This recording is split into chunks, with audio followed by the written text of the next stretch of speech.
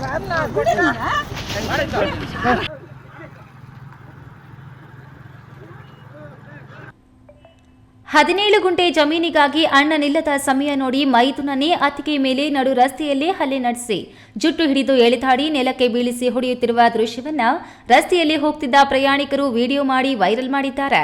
ಮಾನವೀಯತೆ ಮರೆತು ಮಹಿಳೆಯನ್ನ ತೋಟದಿಂದ ದರದರನೆ ಎಳೆತಂದು ರಸ್ತೆ ಮೇಲೆ ದಬ್ಬಿ ಹಲ್ಲೆ ಮಾಡಿದ ಘಟನೆ ವಿಡಿಯೋ ವೈರಲ್ ಆಗಿದೆ. ಚಿಕ್ಕಬಳ್ಳಾಪುರ ತಾಲೂಕು ಅಣಕನೂರು ಗ್ರಾಮದ ಲಕ್ಷ್ಮೀ ದೇವಮ್ಮ ಎಂಬುವವರ ಮೇಲೆ ಮುನಿಕೃಷ್ಣ ಹಾಗೂ ಮಂಜಮ್ಮ ಎಂಬುವವರಿಂದ ಹಲ್ಲೆ ನಡೆಸಿದ ವ್ಯಕ್ತಿಗಳಾಗಿದ್ದಾರೆ. ವಿವಾದವಿದ್ದ 17 ಗುಂಟೆ ಜಮೀನಿನಲ್ಲಿ ಲಕ್ಷ್ಮೀ ದೇವಮ್ಮ ಎನ್ನುವವರು ಹೂವಿನ ಗಿಡ ಹಾಕಿದ್ರು. ತೋಟ ಹದ ಮಾಡ್ತಿದ್ದ ವೇಳೆ ಏಕಾಏಕಿ ತೋಟಕ್ಕೆ ನುಗ್ಗಿ ಲಕ್ಷ್ಮೀ ದೇವಮ್ಮನನ್ನ ರಸ್ತೆಗೆ ಎಳೆತಂದು ರಾಷ್ಟ್ರೀಯ ಹೆದ್ದಾರಿ 234ರಲ್ಲಿ ಎಳೆದಾಡಿ ಕಾಲಿನಿಂದ ಒದೆಯುತ್ತಿರುವ ದೃಶ್ಯವನ್ನ ಸಾರ್ವಜನಿಕರೊಬ್ಬರು ವಿಡಿಯೋ ಮಾಡಿದ್ದಾರೆ. ಸಾರ್ವಜನಿಕರೇ ಬಂದು ಜಗಳ ಬಿಡಿಸಿರುವ ದೃಶ್ಯವನ್ನ ವೈರಲ್ ಮಾಡಿದ್ದಾರೆ.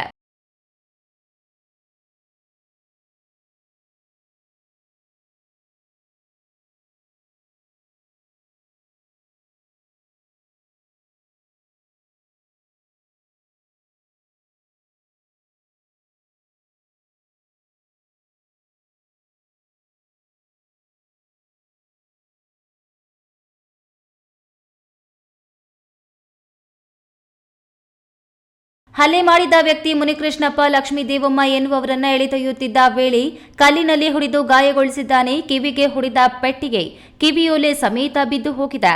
ವಯಸ್ಸಾದ ನಾವಿಬ್ಬರು ಇರುವ 17 ಗುಂಟೆ ಜಮೀನಿನಲ್ಲಿ ಜೀವನ ಮಾಡ್ತಿದ್ದೇವೆ. ಜಮೀನು ಗಲಾಟೆ ವಿಚಾರವಾಗಿ ಸುಮಾರು ತಿಂಗಳ ಹಿಂದೆ ದೂರು ನೀಡಿದ್ದರೂ ಪೊಲೀಸರು ನ್ಯಾಯ ಕೊಡಿಸಿಲ್ಲ. ಗಾಯಾಳು ಲಕ್ಷ್ಮೀ ದೇವಮ್ಮ ಗಂಡ ಬಚ್ಚಪ್ಪ ಅಳಲು ತೋಡಿಕೊಂಡಿದ್ದಾರೆ.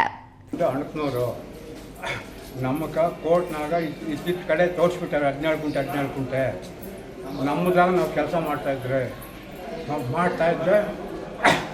ತಮ್ಮನಾಗನು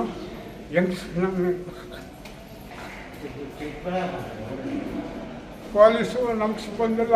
3 ತಿಂಗಳು ನೋಡ್ತಾಯಿದ್ರು. ಪೊಲೀಸು ನಮ್ಗೆ ಸರ್ಕೊಂಡು ಕೊಡಲ್ಲ.